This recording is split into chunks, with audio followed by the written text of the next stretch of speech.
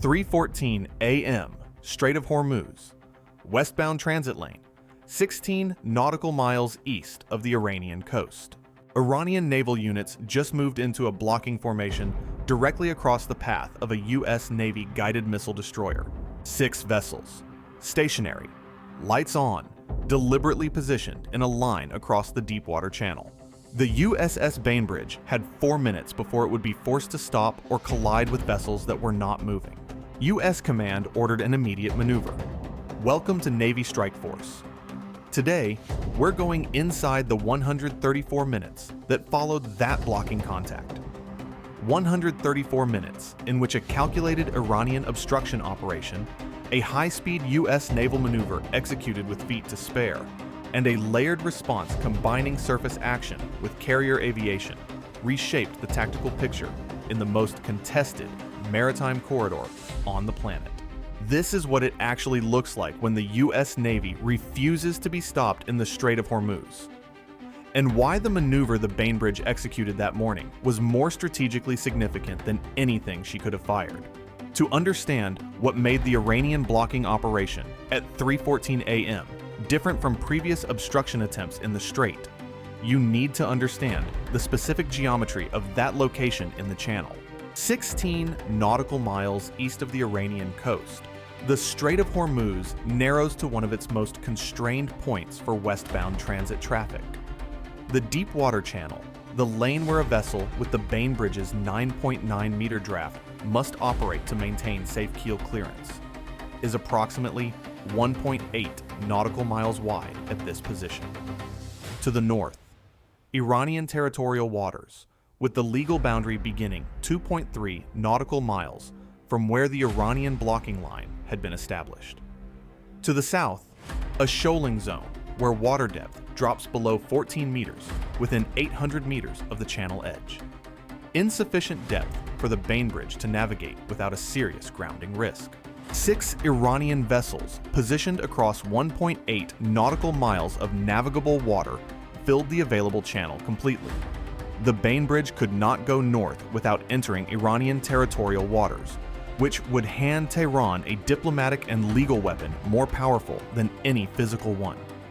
She could not go south without risking grounding in shallow water that would strand a 9,200-ton warship in the most visible possible location in the world's most watched waterway.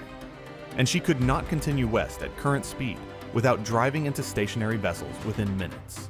This was not an accident of positioning. The 6 Iranian vessels had been placed with a geometric precision that required prior knowledge, detailed, specific knowledge, of the Deepwater lane's exact width at that point, the precise location of the southern shoaling boundary, and the distance to Iranian territorial water on the northern side. Iran had done its homework.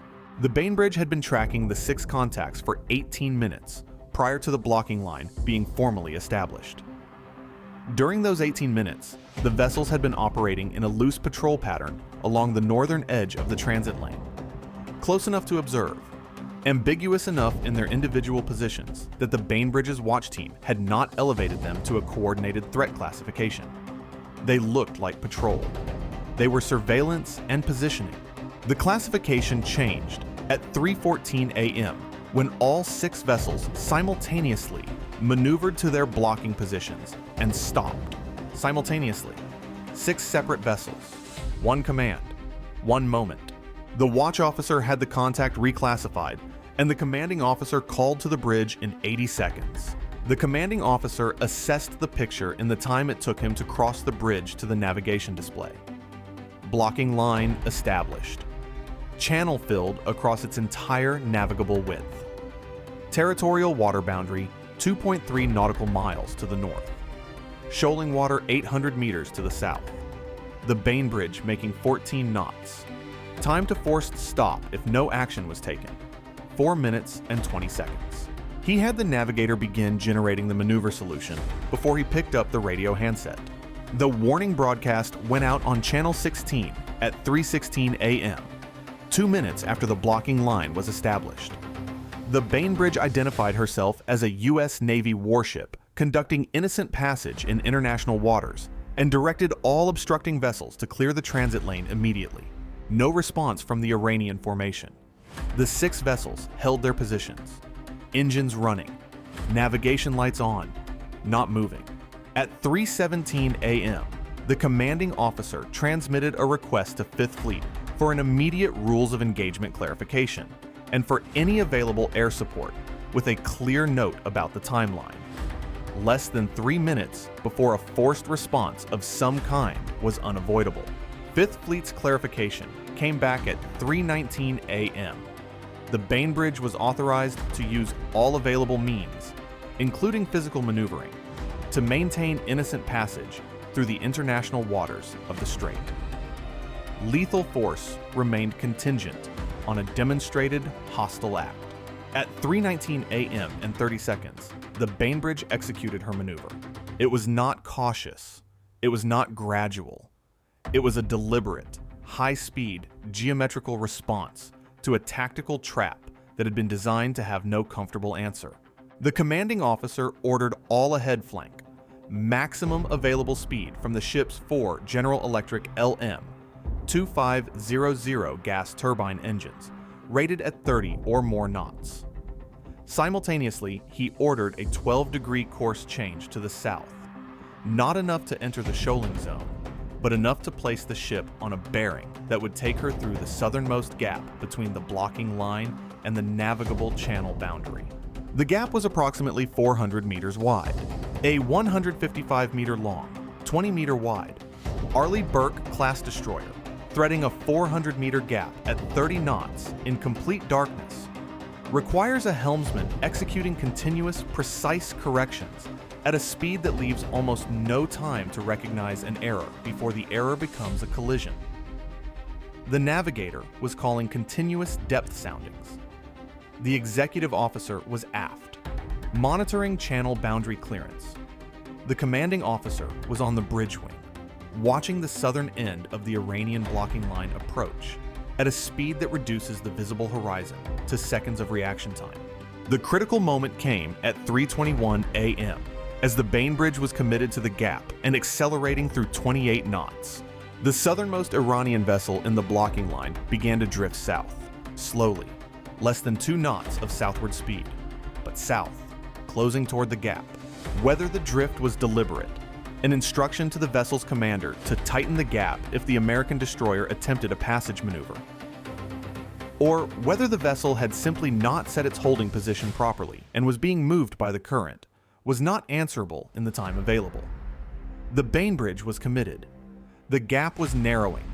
The calculation had to be made from what was observable, not from what was knowable.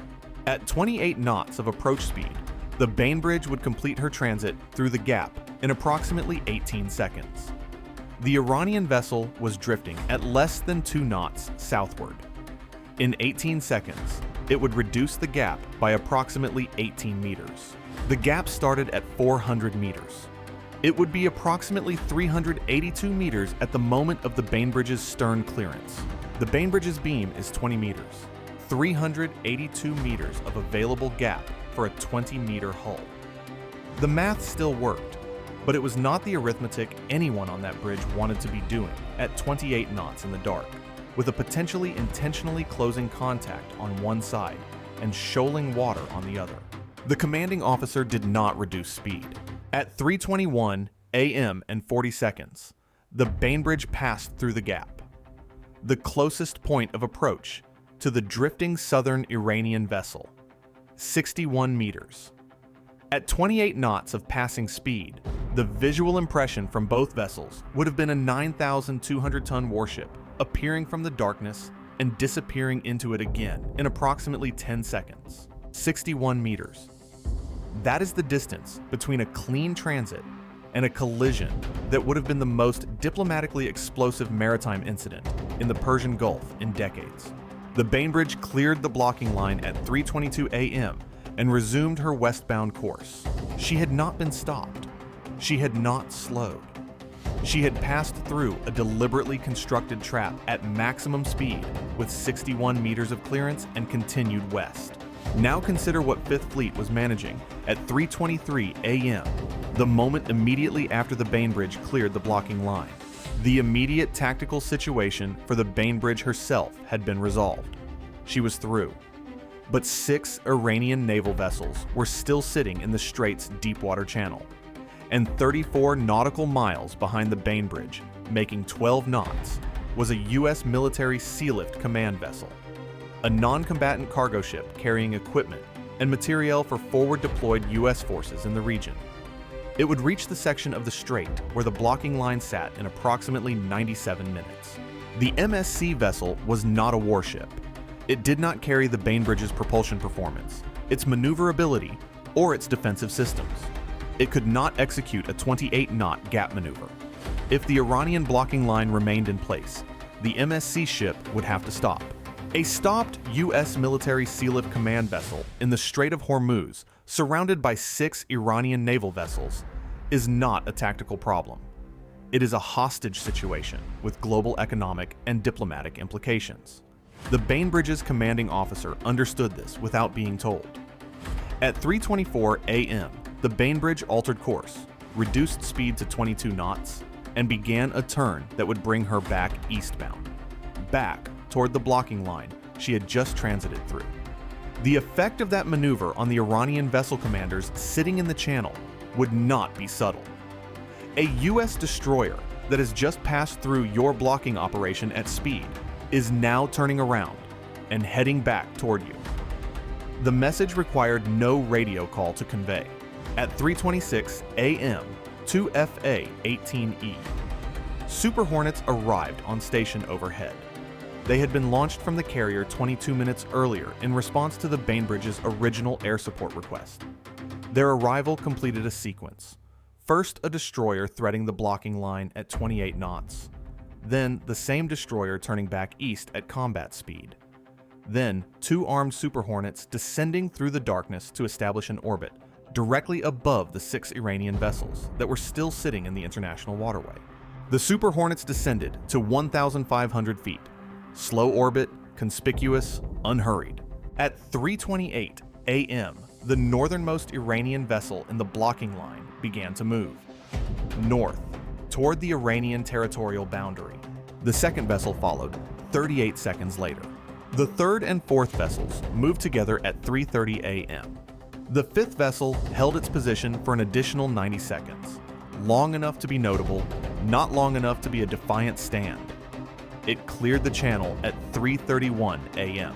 The sixth vessel, the one that had drifted south during the Bainbridge's gap transit, was the last to move. It held until 3:34 a.m. before altering course north. At 3:34 a.m., the deepwater channel was clear of Iranian vessels. The Bainbridge resumed her westbound transit at 3:40 a.m., 26 minutes behind her original schedule. The Super Hornets remained on station overhead for an additional 41 minutes, maintaining their visible presence until both the Bainbridge and the MSC vessel behind her had cleared the section of the strait where the blocking operation had occurred.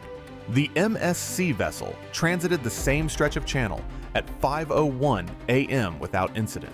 The post-incident assessment was extensive, and its primary finding was not about the maneuver. It was about the intelligence that had enabled the blocking operation to be positioned as precisely as it had been. The 6 Iranian vessels had not guessed at the deepwater channel geometry.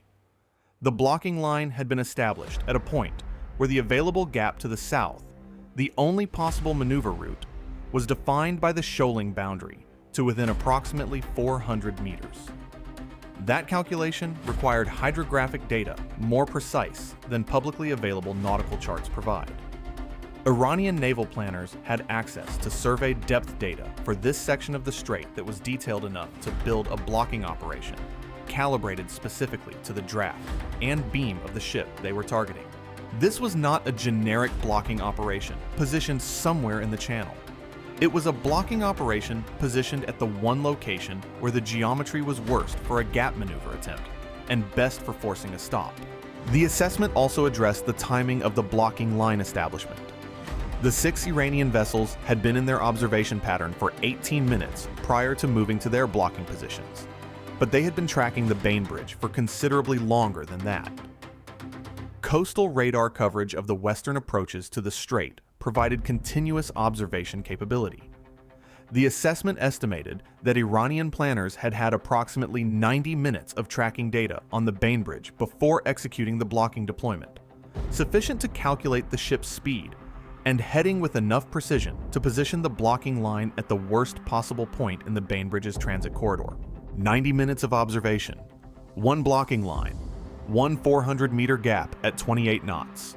The operational changes that followed addressed transit pattern predictability, the same finding that had appeared in multiple prior incident assessments in the Gulf, and added specific provisions for maintaining increased separation between combatant and non-combatant vessels in strait transits, to reduce the vulnerability of the non-combatant element to follow-on blocking operations, targeting a ship that cannot execute a high-speed gap maneuver. Both changes were operationally sound.